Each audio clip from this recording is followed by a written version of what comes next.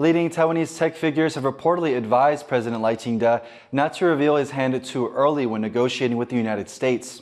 A meeting at Lai's official residence included the likes of Acer founder Stan Shi and reportedly a senior TSMC executive.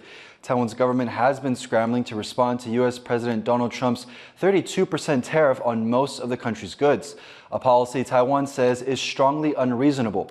The cabinet has also confirmed that Joseph Wu, Taiwan's top security chief, is in Washington, D.C. for talks through special channels. Now, in light of Trump's sweeping tariffs, the cabinet has also met with the central bank and finance ministry to discuss how to safeguard the economy. It's already announced a $2.6 billion package to support local firms. But will this be enough to protect the nation's prosperity? For more, Joyce Tseng spoke with Hsu Wen-tai, an economist at Academia Sinica. Can you break down for us what kind of position Taiwan is in to negotiate with the Trump administration on these tariffs? I mean, I've heard lots of criticisms on our government because our politics is very divided. But I have to say that lots of criticisms are actually not fair. Let's just say the very, very big picture is that you just put Ukraine in the perspective. What Trump did to Ukraine is ugly. How? Because it's like you can totally just like say, okay, if you don't listen to me, right, I'm gonna just pull out all my security support. The Taiwanese, of course, you kind of wonder like, what's the morality of this president? If your security is very heavily supported by the U.S. and without their help, there's really like a very dicey situation. And how much bargaining chips do you have, right? Now, of course, people will say that TSMC and the semiconductor sector is our bargaining chips, and that is totally agreeable. And whether it was a mistake to say that the TSMC announced this big investment just a while ago was a mistake, that is debatable. The really bargaining chips here is that we are a sovereign country. For example, number one is that how much you're going to control or intervene the exchange rate, right? So that's central bank.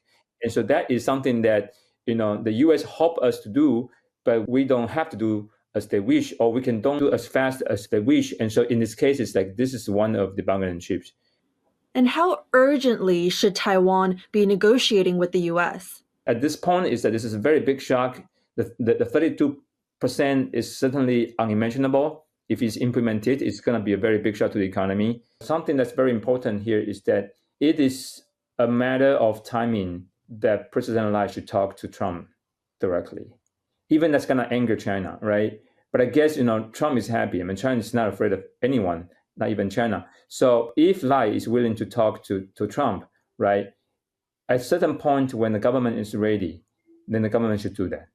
In the meantime, the cabinet has announced a support package for industrial and agricultural sectors. For now, Taiwan's most valuable sector, chips, are exempt from these tariffs. But for non-chip sectors, what can they do?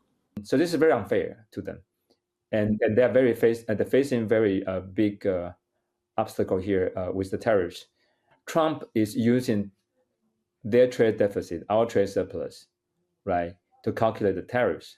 But most of this trade surplus is created by the ICT industry and the semiconductors. So who got hurt the most is those non-chip industries and non-ICT industries.